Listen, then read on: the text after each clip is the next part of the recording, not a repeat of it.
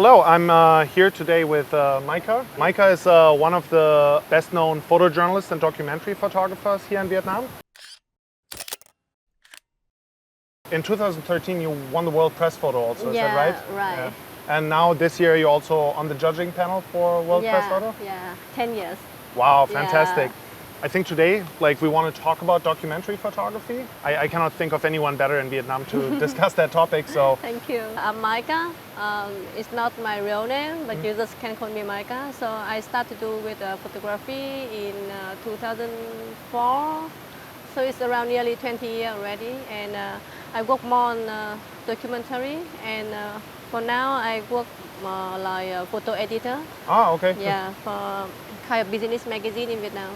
Yeah. Nice. And how did you get into photography? It's kind of like when I'm still in university. So at that time, in Vietnam, they have some famous forum for people not only come for study photography, but it's kind of like meeting, do offline, and go traveling together. There are so many good photographers there, and I learned from them too in the beginning. Yeah.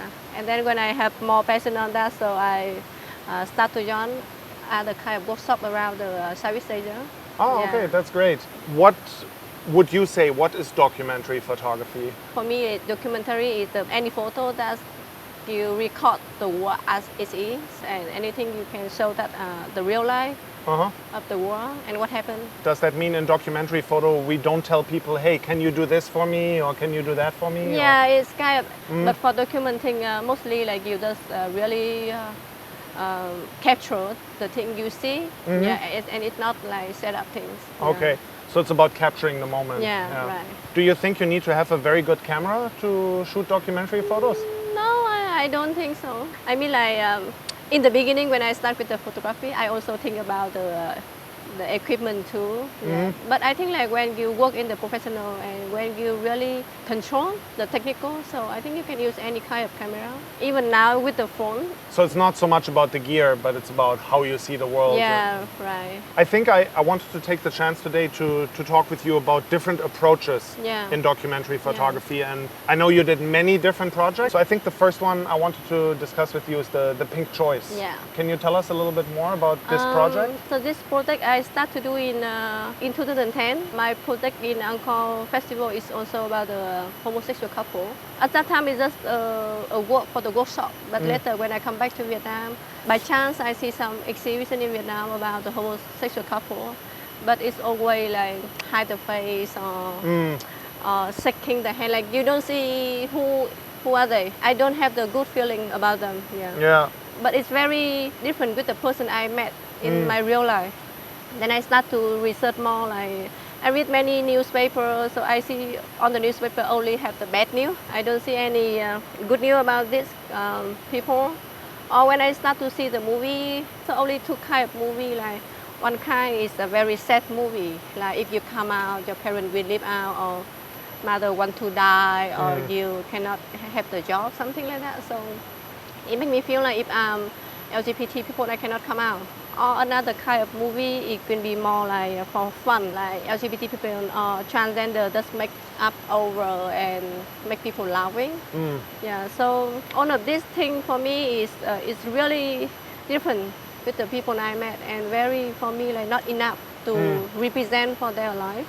So for Pink Choice, I also get a sponsor from the Denmark embassy. Yeah, so it helped me travel in Vietnam like in 2 years, and I meet around like 100 couples. But so this is an example for something we can call a really long-term project, right? Yeah, exactly. And so what's your approach if you take photo of people in their daily life? Do you just walk in there and start taking photo, or do you spend some time with them? Or my way is I spend a lot of time with them. Kind of like I can go their house, stay there for a few days or few weeks. But I don't take any photo. For a long time, yeah? Yeah, I don't take any photo during that time. When I feel enough or they feel enough, so we choose one day only. Then I follow them at that day and take photo. Yeah, it really depends on the couple. Some couple like you just meet 1 or 2 times. And they are very confident, or they are very open, so you can easily take photo right after that. But for some couple, maybe you have to keep the relationship for a few months. For this story, like I focus only more like in-house. more like intimate moment, because I also try to take some photo like when they do outside. But you know, at that time, like 12 years ago, 13 years ago, it's not that safe environment for them to show themselves. So anytime I take outside, I see them not really confident, or they very try to act. So for me, it's not really real. Yeah, so that's why I decide to focus only in their private space when they feel more safe and more confident. I think what you say is like about the real feeling. It's really not like going there and quickly take a snapshot, and like, so documentary photography is something that takes a long time, right? Yeah, and even like when I do editing, is most of the picture that I choose in the final is the first picture or the last one. So the first one, like, they did not care yet, and the last one, like, they're too tired of acting already. So they okay, you can do anything. Yeah. I think that's a good point. The moment the camera is there, like, the whole relationship already changed, right? Exactly. So that's obviously the project that you got very well known for, but you have many other projects, right? And some also, they experiment with like different techniques and so on. So I think the next one we said we wanted to talk about is what's it called, about your father? Like, it's work. I work with the double exposure with the film technical. For my father work is also I joined another workshop. Yeah, so I have 6 months, but at that time I remember I have pregnant. Yeah, and my father, he has cancer, and he also have to treatment in the hospital for 4 months already. So I only have like 2 months left. And the story of one cancer people is also not like very new things or very special. So I see that if I do in the normal document thing, it's going to be very like not interesting enough. So I decide like first I want to do something that more hopeful. I want to my dad, when he sees the photo, he feel more motivated. Oh, okay. Yeah, and I want he have the feeling like even when it's the worst time in my life, I'm still look okay. Yeah. So I decide to take photography about him with double exposure because before like we're traveling a lot and we have a lot of memory traveling together. First, I back to many parks that he also bring me there and take a lot of pictures. And I also traveling to some place that we plan to go together, and I go travel by myself. And I take a lot of photo about landscape, nature thing, flower, anything. And then when I back to Hanoi, I bring him back to all of the park that he bring me when I was a kid. So I take the second shot. Yeah, so I have a story. It's kind of like he traveling back to the past and also traveling like in many other places by double exposure. No, that's a very, very beautiful project. So it's like kind of in between like documentary photography and art photography. You said like you do it at a time where your father did not feel very well. Was it difficult for you to convince him to take part in the project? My father, he's lost like 20 kilos. So of course in the beginning, like we will not want to show that to anybody. But I think he understands my work. I also have a very strong push in my heart, like I can be a famous photographer, I can be documenting so many people around me for a long time, but how come I cannot document my dad? I also had to wait for 4 months because in the beginning, so he lost so many weight and he only can sit on the bed, cannot walk around. Because in the beginning, he very ignored the treatment. Yeah, because he even not accept that he have the cancer. But after he decide to take photo with me, so I see him more try like eat more or do exercise more at home. On the day like we go to the park together, not only him, also my grandmother, my mother, my brother. So it's kind of the family. So it's very like happy moment for me, I think. That's great. Now we looked at two types of photography, right? Like the first is the like really long-term project, and the second one is also long, but it's a very personal project, right? So the third one I would like to talk to you about is about the hikikomori culture in Japan, right? Yeah, right. So you did the, like I saw the photo essay about that and I think in National Geographic and some other magazine, right? Yeah. Can you tell us a little bit more about this project? So hikikomori is the word that they call for the people who lock themselves and don't have any connection with other people, even the family. So basically they are the people who lock themselves in the room from 6 months to maybe 20 or 30 years and never come out. In Japan, right? In Japan, yeah. So basically I do this work because I get a sponsor from Japan Foundation to do a project in Japan. So I'm thinking I really need to do something that really only happen in Japan. But like Pink Choy, I just need the photo of many people, but I don't focus in any one story. I just want them to use their image to represent.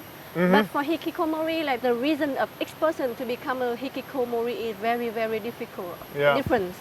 In hikikomori, like for me, the photo is not really important, but their own story is more important. Like how do you get access in a case like that? I mean, we might have a great idea, but it's not so easy to do. Exactly.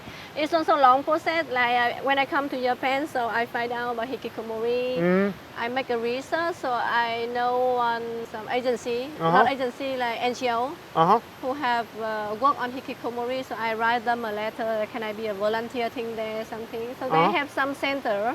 There are some hikikomori there. The parents send them there in the center to learn things. So example, I learned how to look at the other, how to clean the room, how to speak English, something like very basic skill. And then I find out that in Japan they have some career called renter sister or renter brothers, kind of like mentor doctor. So example, like you have a kid have the hikikomori, so the parent will hire the renter sister or renter brother to make friends with them. So it's also a long process. So in the beginning they will write a letter and send to the hikikomori, and they can make up a reason like how they know them. The renter sister or renter brother will continue to send the letter maybe every day, and then one day you're curious and you will reply. Yeah, not all of them reply, of course. So normally one process like that takes 2 or 3 years. So after that, I found that one renter sister in Japan that willing to help me. Yeah, so I just follow her to many hikikomori house in Japan, but only like 7 accept to meet me because they work with her like long time already, like 2 or 3 years. But for who are really hikikomori, like you cannot. Yeah. So that means it's not only about the moment you take the photos, but there's a lot of process before, right? So I think that's really interesting to see all these different approaches to documentary work, right?